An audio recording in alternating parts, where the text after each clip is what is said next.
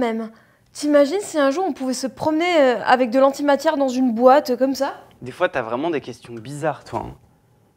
Ah ouais, t'en es au passage du livre où ils vont tout faire péter à cause de la capsule d'antimatière? Oui, mais au final, l'antimatière, on sait pas ce que c'est, hein. Bah, j'imagine que c'est une autre matière, non? Ouah, alors là, tu m'épates.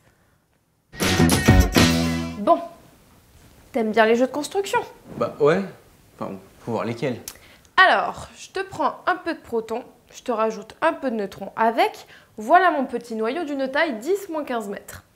Un zeste d'électrons qui vont tourner autour sur des orbites différentes, et voilà, j'ai de la matière. Permets, Madame Zest? Vas-y. En fait, les protons et neutrons, ils sont faits de quarks. Et après les quarks, il n'y a plus rien? Non, c'est les constituants ultimes de la matière. Remarque, si tu trouves quelque chose dans les quarks, qui sait, t'auras peut-être le prix Nobel. Bon, mais l'antimatière dans tout ça, Anti pour inverser.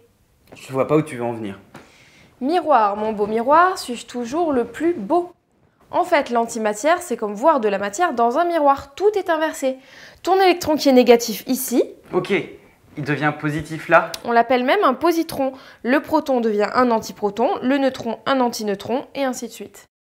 Ok, donc là j'ai un atome et là le même atome mais avec des charges opposées. On pourrait même imaginer que deux antiatomes d'oxygène plus un antiatome d'hydrogène fassent un antiatome d'eau. Ok, donc en fait l'antimatière ça a les mêmes propriétés que la matière ordinaire mais juste avec des charges opposées, c'est ça? C'est ça. Tu fais quoi? Si j'ai un atome et son antiatome, qu'est-ce qui se raconte quand ils se rencontrent? Ils s'annihilent. De l'énergie pure quoi. En fait, si je comprends bien, après le Big Bang, la matière et l'antimatière étaient en même quantité, sauf qu'au bout d'une toute petite fraction de seconde, la matière l'a emporté sur la quantité d'antimatière. Bah oui, sinon on serait pas là pour en parler. Mais en fait, elle peut se fabriquer. Ils disent que la radioactivité naturelle produit des antiparticules, mais qu'on en fabrique surtout dans les très gros accélérateurs. Comment ça? Oui, ils font se percuter deux particules à très haute vitesse, donc avec un maximum d'énergie, et le résultat de la collision va donner d'autres particules et des antiparticules. Ah ouais, Ben oui, rappelle-toi, énergie égale matière, E égale mc2. comme tu te la joues. Bon, et à part ça? À part ça, il y a aussi des particules antimatière dans les rayons cosmiques.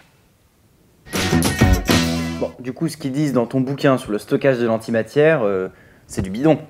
Sauf si tu isoles l'antimatière de la matière. Ils ont bien réussi au CERN à stocker un antiatome d'hydrogène pendant 13 minutes. Bon, faut dire qu'il était piégé dans un énorme champ magnétique pour l'empêcher de rencontrer de la matière. Ok, donc en fait, si tu veux transporter de l'antimatière, déjà il te faut une boîte énorme et en plus il te faut une centrale électrique pour produire un champ magnétique. C'est pas très pratique ton truc. Et en plus, à quoi ça nous sert l'antimatière? Bah, l'imagerie médicale, ils ont bien fait une tomographie du cerveau de mon frère. Une tomo quoi? Tomographie. Ils lui ont injecté un produit radioactif qui produisait des positrons, ça je me souviens parce que mon frère était super stressé, et avec ça, ne me demande pas comment, mais en tout cas, on voyait quelque chose. Et concrètement, à quoi ça sert ta tomographie là? Bah, ça sert à voir le cerveau fonctionner. Attends, des particules d'antimatière qui s'annihilent avec la matière pour voir dans le cerveau de ton frère? Eh ben, tu me diras, c'est la preuve qu'il en a un. Bon, moi je file. Ma mère et moi en ce moment, c'est un peu matière et antimatière, si tu vois ce que je veux dire. Ouais. À toutes!